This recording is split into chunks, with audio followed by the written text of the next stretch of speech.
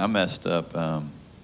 We were singing Our God, I think, and I didn't get into the second verse on time. Oh, yeah. So the band kept playing, and I was like, "Oh crud!" But I just came in a few. Yeah, so we ended up being later. 2 bars. We ended up being 2 bars late on the entrance to the second verse. But that also happened to be the only song we were using tracks for. Tracks don't know that we're 2 bars behind. So Matt was able to just dump the tracks because of the way he's got stuff set up in Ableton. Drop the tracks and the BGVs, but leave the click in so the guys. I mean, the guys are amazing. They're not gonna get off beat, but once you're used to hearing a click, it's nice to keep it there. We got rid of that, and I started trying to figure out how to play what was going on the tracks, right in the middle of the song. Yeah.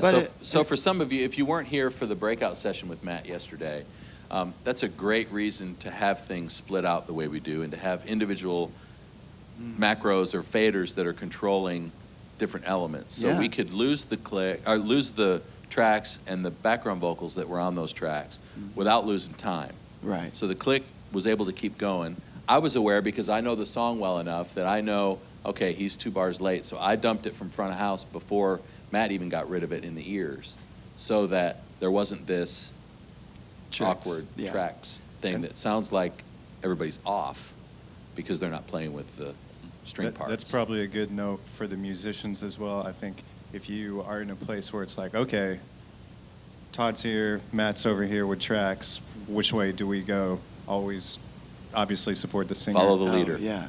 It's never, the tracks for us never dictate, if we get off of them, then they go away. And that was honestly, we didn't get to run that song yesterday. It was just kind of like hey, we've all heard Our God. This will be fine.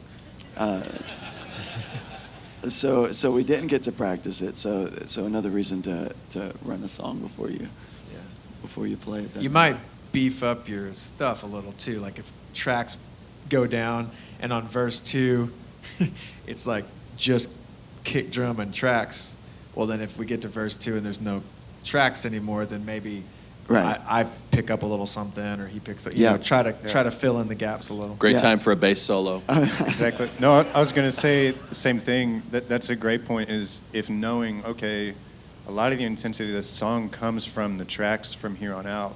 No tracks. Yeah. Then maybe me and Daniel will think of ways that we can, take up the space. Yeah. So in that song in particular, for those of you who don't know the album version with those string parts, especially in the bridge, the whole thing is this slow simmer until we get to the ba-da-da-da-da-da-da, and the strings are doing that bum bum bum bum bum bum bum.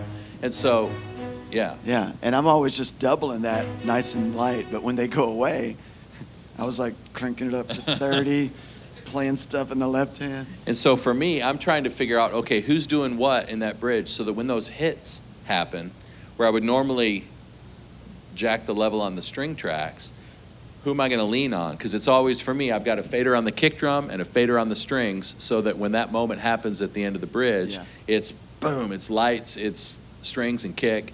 So I had to listen to what Daniel was doing, what Matt was doing instead of tracks, to go, okay, how can we still make that moment powerful without relying on those sort of instruments that are always there. How'd he do? Did he do all right? Did Jeff do all right? Good job, Jeff. I don't know. I'm up here.